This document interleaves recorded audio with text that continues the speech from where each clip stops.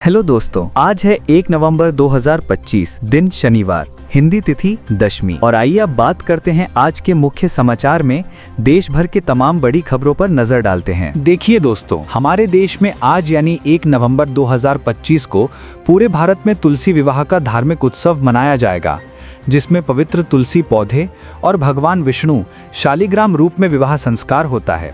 ये त्योहार 4 महीने के चातुर्मास के बाद आता है, जब विवाह आदि शुभ कार्य नहीं किए जाते थे।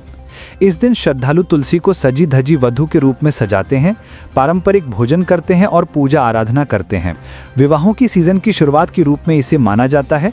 श्रद्धालुओं द्वारा शुभकामनाएं दी जाती हैं और ये आध्यात्मिक रूप से महत्वपूर्ण दिन है। चलिए अगली खबर देखते हैं।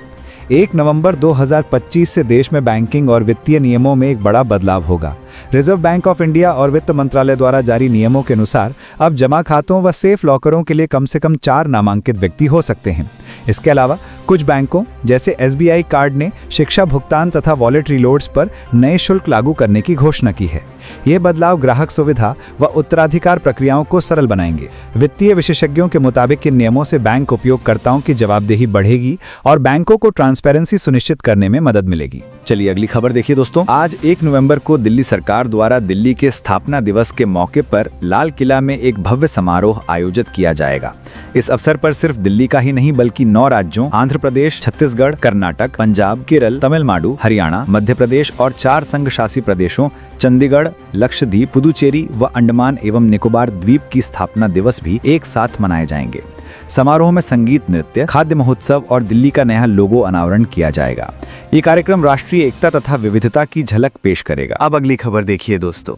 भारत के रक्षा मंत्री राजनाथ सिंह मलेशिया के कुआलालंपुर में आयोजित 12वें ASEAN defence ministers meeting plus में शिरकत करेंगे और संबोधन देंगे। इस अवसर पर भारत आसियान रक्षा सहयोग को नए आयाम देने की दिशा में विशेष रूप से चर्चा होगी। उन्होंने पहले ही कहा है कि यह भारत की आइड ईस्ट नीति के अनुरूप है। इसके साथ ही आज यानी 1 नवंबर से लागू होने वाला नया डिफेंस प्रोक्योरमेंट मैनुअल 2025 रक्षा निर्माण व खरीद प्रक्रिया को सुगम बनाएगा। वहीं अब अगली खबर देखिए। उत्तर प्रदेश नजदीक ग्रेटर नोएडा में चल रहे रिन्यूएबल एनर्जी इंडिया एक्सपो 2025 तथा द बैटरी शो इंडिया का तीसरा और अंतिम दिन होगा। इन प्लेटफॉर्मों में देश के क्लीन एनर्जी व बैटरी निर्माण उद्योग के लिए अनेक निवेश मौके खुलेंगे।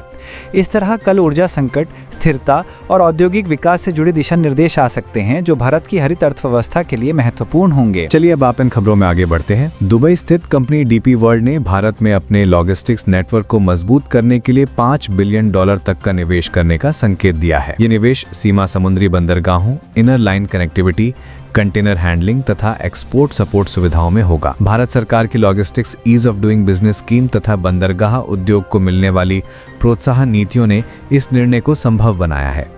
विशेषज्ञों का मानना है कि इस तरह का निवेश भारत को वैश्विक सप्लाई चेन हब बनने में मदद करेगा तथा निर्यात लागत को कम करेगा। अब अगली खबर देखिए दोस्तों। आज 1 नवंबर से वेद व्यास संगीत नृत्योत्सव का 28वां संस्करण रानीस्थान राउरकेला ओडिशा में शुरू हो रहा है।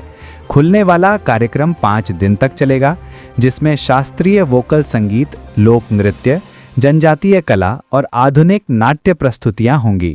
आयोजन स्थल है भांजा भवन सेक्टर 5। इस फेस्टिवल का उद्देश्य भारत की विविध सांस्कृतिक परंपराओं को राष्ट्रीय मंच पर प्रस्तुत करना और कलाकारों प्रशंसकों को एक प्लेटफॉर्म देना है। आयोजकों के अनुसार देश भर से आने वाले कला प्रेमियों को इस आयोजन में हिस्सेदारी देकर सामुदायिक और जनजातीय कला को नया बल मिलेगा। अब अगली खबर देखिए दोस्तों।